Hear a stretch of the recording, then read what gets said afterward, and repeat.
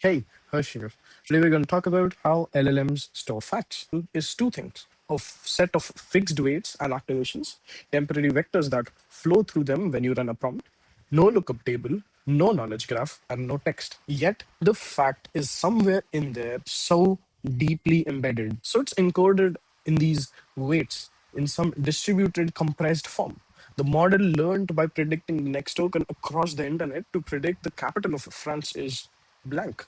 It has to internalize that association, and the fact is a side effect of that compression. So now we have two separate questions: which weights hold that fact, and what computation pulls it out? And let's start with the storage, which is feed forward layers. Each transformer block has two halves. Attention lets tokens share information. The feed forward network processes each token alone. The MLP roughly holds two-thirds of the parameters, and that's not just where the compute is, it's where the knowledge is. Interpretability consistently points to the feed forward layers as the primary source of factual associations. Attention is the router, it moves the information to the right place, but the actual content the France goes with Paris association is somewhere in these MLP weights. When researchers were looking for where these facts lived, they landed in the MLP blocks, specifically in the middle layers. Why the MLP and not attention? Is because attention has no persistent content. It is quite dynamic in nature and its operation mixes with whatever is present currently. The MLP is a fixed function that runs the same way every time, regardless of the context.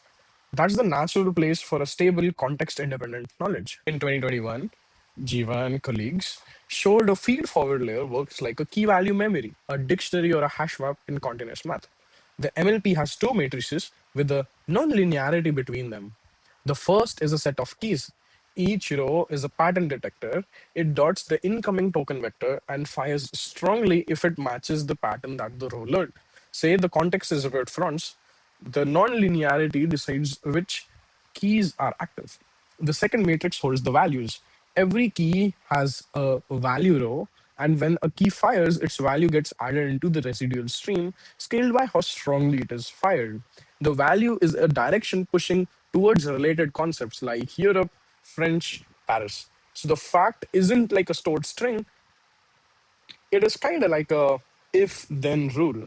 If the input looks like France, add Paris ish direction. Thousands fire in the combination per layer, each nudging the stream. But it is not one neuron per fact. There is no single, like Paris kind of neuron. When researchers looked at individual neurons, most are polysemantic. One neuron fires for a grab bag of unrelated things: Chinese text, DNA sequences, HTTP requests. You can't read a neuron and know what it means. The explanation to this is superposition. Anthropic's 2022 work showed a network can represent more features than it has neurons by encoding each concept as a direction in a highly dimensional space. Since there are more concepts than dimensions, those directions can't all be perpendicular to each other. They are packed at like nearly orthogonal angles, slightly overlapping. That's the linear representation hypothesis. Features are directions, not neurons. So why do it? Efficiency. It crams enormous amount of knowledge into a limited width, which works because most features are rare and rarely active together. The cost is interference, entanglement, and unreadable neurons. So to read the knowledge, we need to untangle all of this superposition. The tool for pulling and overlapping directions apart is a sparse autoencoder. Take the dense polysemantic activations and re-express them in a much wider space, constrained so only a few dimensions are active at once. Wider and sparse means each dimension can specialize to a single concept instead of cramming many together and doing the superposition. In 2023, towards monosemanticity showed this on a smaller model, clean single meaning features. And in 2024, scaling monosemanticity did it on Claude 3 Sonnet and extracted millions of features for Golden Gate Bridge, specific scientists, code bugs, and emotions like desperation. These features are abstract. The Golden Gate features fire whether you mention the bridge in English, in Japanese, or show a picture of it. It's not a concept, not a word. They proved in a casual by clamping that feature high to make Gate Claude, which steered every conversation back to the bridge. Now we can see concepts, so we can trace a fact that is being recalled. type the capital of France is, and the model runs a two-stage process. Geva and their colleagues dissected in 2023. Stage one is subject enrichment. At the last token of the subject, for example, France in this case, as the vector flows up through the middle layers, keys phi recognizing this is France and values get added. Writing in attributes layer by layer, the French positioning accumulates a profile, capital, language, continent, currency, landmarks, all bundled into this vector. This happens before the model knows which attribute you will ask for. It loads everything it knows about France into that spot speculatively. This is also where casual tracing, the technique behind Rome, localizes recall. Corrupt the subject, restore hidden states one at a time, and the decisive spot is consistently the middle layer MLPs at that last subject token. But loading everything isn't enough. The model still has to pull out that specific thing you asked for. The France token is loaded with every attribute, and stage 2 extracts the right one. You asked for the capital, not the currency, and that's the attention's job. At the final position, the is token is about to predict. Attention head looks back at the enriched France representation and pulls one attribute. What determines which? The rest of the prompt. The word capital shapes the attention query to grab Paris direction, specifically not French or Europe. That attributes get copied to the last position and becomes the prediction Paris. MLPs are storage. They hold associations and enrich the subject. Attention is kind of like retrieval and routing, and it reads the question and fetches the answer. It's like store versus fetch. If facts are localized, linear associations in specific MLP weights, we should be able to reach in an edit one, and we can. If fact is a specific key value association in a specific MLP layer, editing that association should surgically change the fact and nothing else. That's Rome, rank 1 model editing in 2022. That method used casual tracing to locate that decisive layer and then insert a new key value pair. The key identifies the subject, for example, the Eiffel Tower, and the value is optimized so that when that key fires, the model produces a new object. Rome instead of Paris. Mathematically, it's a rank 1 update, a minimal change to one matrix. Edit the Eiffel Tower to Rome, and the model doesn't just parrot it back, it reasons from it. Ask what you can see from the top and describes Rome. Plan a romantic trip, and it's in Italy. The edit is specific whether the facts are untouched and generalized across rephrasings, which is why you would expect if you were truly written the association. MEMIT later then scaled this into thousands of facts. So facts are localized, editable objects. What about reasoning with them? Take the capital of state containing Dallas. There is no direct Dallas to Austin fact. The model has to hop Dallas is in Texas, Texas capital is in Austin. Does it actually do that, or the pattern match is just the whole phrase?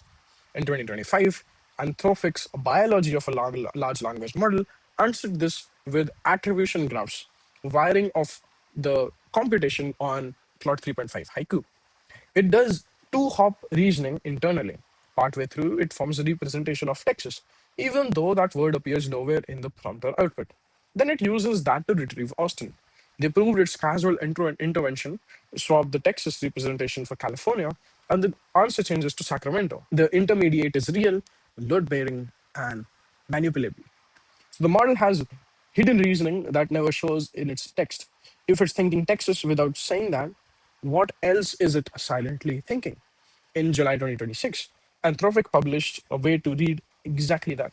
In July 2026, Anthropic showed large language models maintain a small privileged set of concepts they are actively thinking about and built a tool to read it.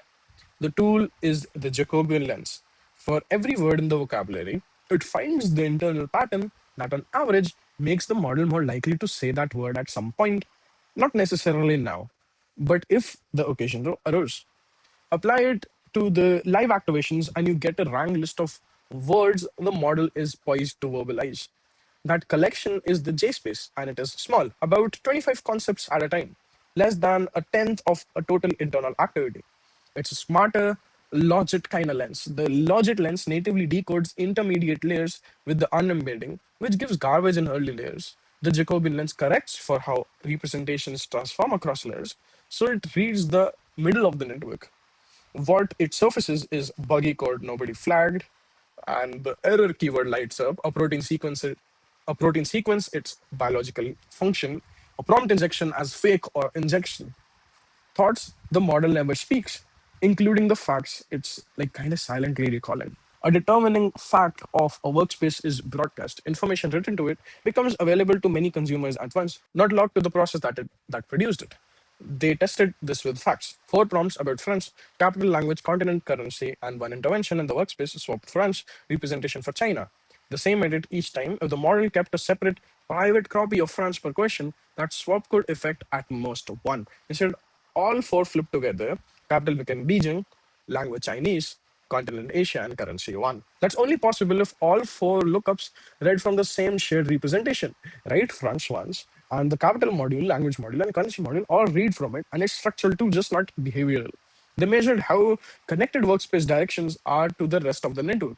The representations, reading and writing them, are denser by up to about 100 times versus ordinary directions. Not every fact the model uses passes through this workspace, and the difference is mechanical in nature. When researchers removed the J space and removed its contents, the model still spoke fluently, used the correct grammar, answered multiple choice questions, pulled facts from passage, and did one hop recall basically as well as it was doing before. But multi step reasoning collapsed to near zero. So, all the summarizations, analogies, rhyming poetry, all of this kind of fell apart. So there are two distinct ways it uses knowledge. Simple, well-practiced recall, the capital of France is Paris, runs automatically through dedicated circuits bypassing the workspace, like speaking grammatically without thinking about grammar. Chaining facts or using one for a new operation requires that workspace. We can make a demo as well. Give it a Spanish passage and ask it to continue that passage. So the model has to speak in fluent Spanish, fully automatic. And swapping Spanish for French in the workspace does nothing. Ask it to name a famous author in the language, and it must route through the workspace, swap Spanish for French, and the answer flows from Garcia Marquez to Victor Hugo.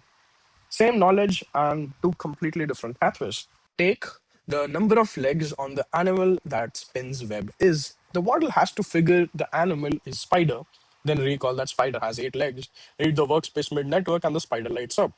Even though there is neither the prompt nor the answer, which is just 8. Swap spider for ant, and the answer is 6. Arithmetic shows it more clearly.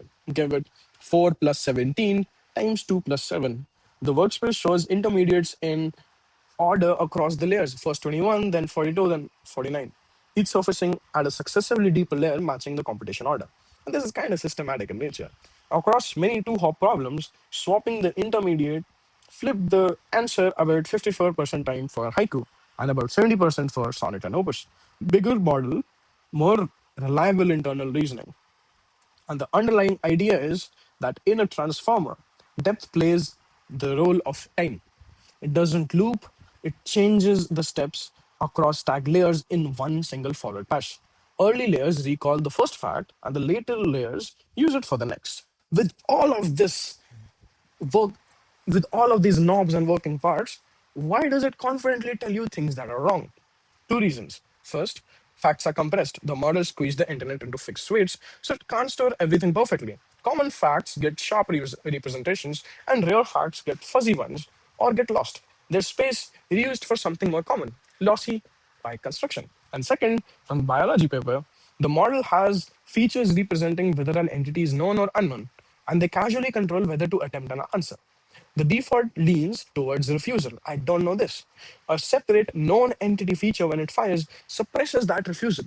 Well calibrated, it fires only when the model genuinely knows. Hallucination is that feature misfiring. The model recognizes a name as familiarish, a real person it knows a little about. The known feature fires refusal is suppressed, and it's committed to answering.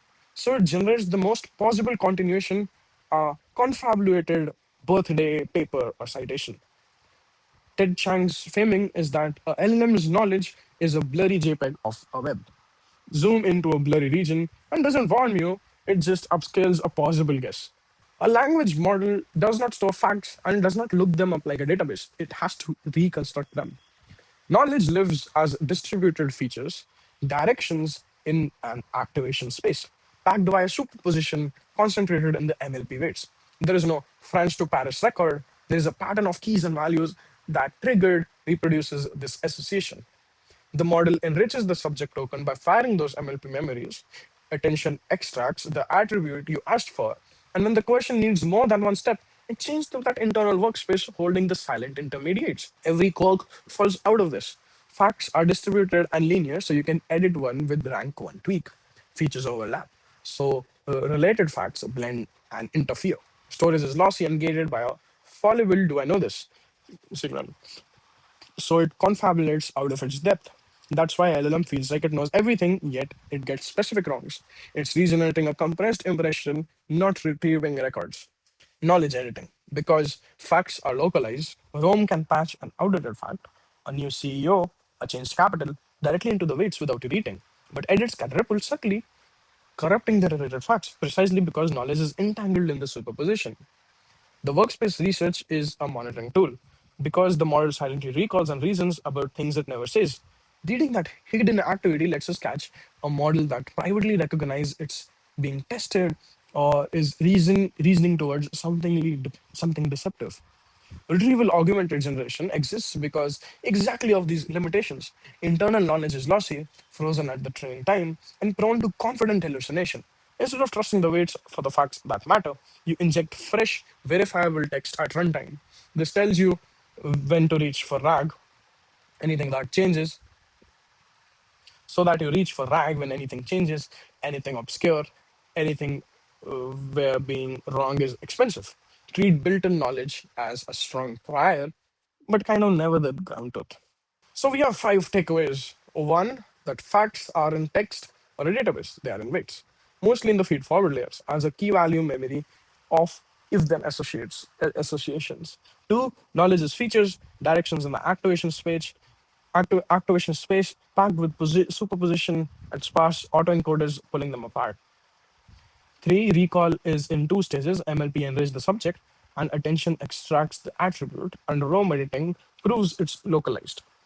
Four, one hop recall is automatic, but chaining facts routes through a silent workspace, the J space, readable with Jacobian lens. Five, hallucination is lossy compression plus a fallible do I know this signal, which is why you ground facts that matter, which is why you ground facts that matter with the retrieval. Hey, if this video helped you understand this topic, don't forget to like and subscribe.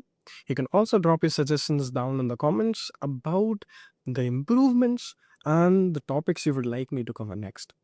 Till then, thanks for watching, and I will see you in the next one. Peace.